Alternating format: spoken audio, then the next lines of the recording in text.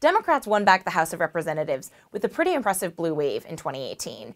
But are they poised to do it again? It honestly seems unlikely if this primary season has been any indication. The disastrous Iowa caucuses saw turnout from Democratic voters that was even lower than that of 2008. And the New Hampshire primary saw fairly good turnout for the Democrats, but Donald Trump won record numbers for an incumbent president in the New Hampshire primary. The candidate best poised to beat Donald Trump in an electoral college vote, Joe Biden, is utterly collapsing, not only in national polling and in early state polling, but crucially among black voters who comprise the most important portion of his base. A new Quinnipiac poll found that his support among black voters has halved, leaving Bernie Sanders as the most likely candidate to win a majority of delegates before the Democratic National Convention in the summer. But, a new Gallup poll found that the majority of Americans don't really want to vote for a socialist. The question is, can any Democrat beat Donald Trump?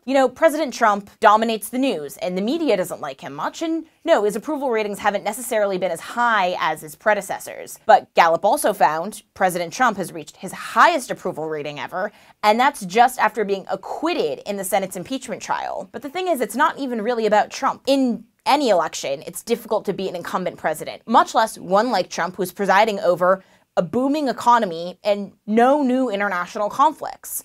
But if you look at the numbers, this is no ordinary election. Americans are just more satisfied with Trump's America than ever before. Take the economy. You have record amounts of Americans saying that the economy is working for them. 6 in 10 say that they're better off financially than they were a year ago, and a staggering 3 in 4 predict that they will be in a year from now better off financially, including 3 in 5 Democrats. This isn't a partisan metric. 9 in 10 Americans report satisfaction in their personal life, the highest ever recorded by Gallup, and there's a 22-point increase in American satisfaction in the economy. Americans are allowed to feel they want about the economy in a vacuum, but maybe they don't attribute it to Trump, and maybe they don't even see the correlation. But when Gallup specifically asked if Americans individually feel as though they are better off now than they were 3 years ago, the highest number ever recorded by Gallup reported yes. It's hard to beat any incumbent, but it's looking particularly hard to beat President Trump.